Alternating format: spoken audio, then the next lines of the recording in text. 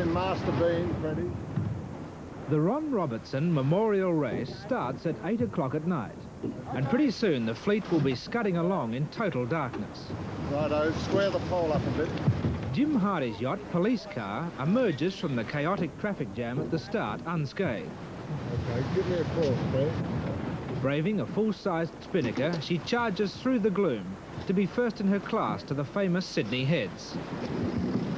Soon the boats will swing north towards a tiny rock outcrop called Bird Island, and the crews are in for a long, cold night. In some ways, it's hard to know where a portrait of this man should begin.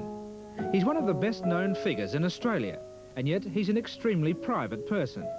He represents a crusty, conservative Adelaide dynasty, and yet he lives and works in Sydney in a world of aggressive competition both in business and sport.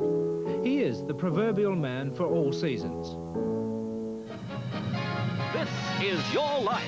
Hello, I'm in Martin Place, Sydney, and about to surprise one of Australia's greatest sailors. Come and see what happens.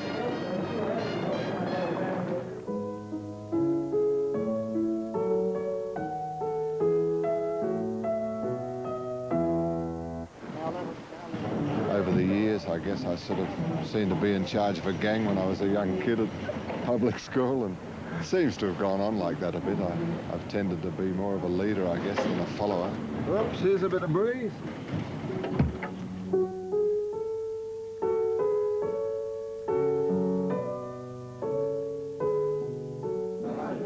She won't drown you, boy. She might starve you, but she won't drown you. I enjoy the product very much.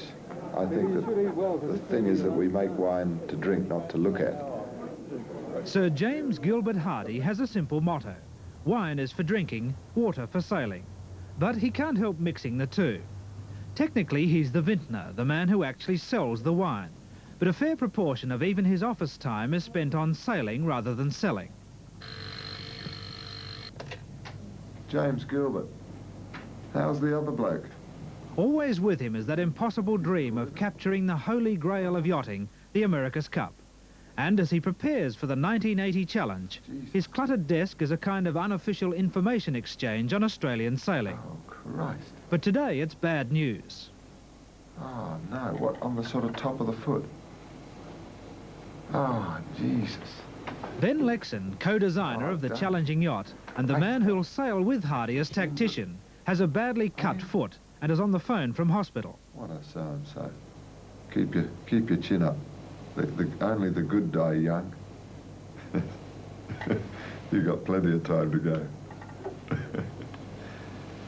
Okie dokie. Righto, man. Cherry. You switch that on and off a few times, Rex. But Hardy is, after all, a businessman first. And for the chairman of a distinctly private company, he now has a pretty high public profile. This is a whole new world. In television commercials, it's his face which helps sell the wine. And even a staid old South Australian family is prepared to sacrifice a little privacy in the cause of profit. Yes. Could you just come up to the table? Right. Take one, take five. When wine judges choose between the best Australian Rieslings, they're not given much to go on. Just a single, unidentified glass. I wouldn't say I relish it.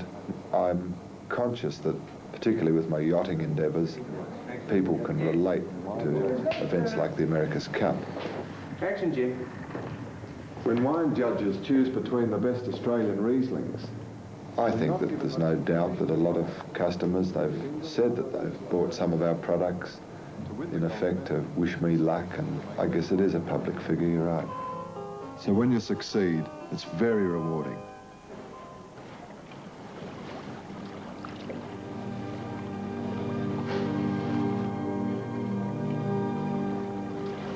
There's an old saying that ocean races are won and lost at night. And this time the fortunes aren't favouring Hardy and his crew.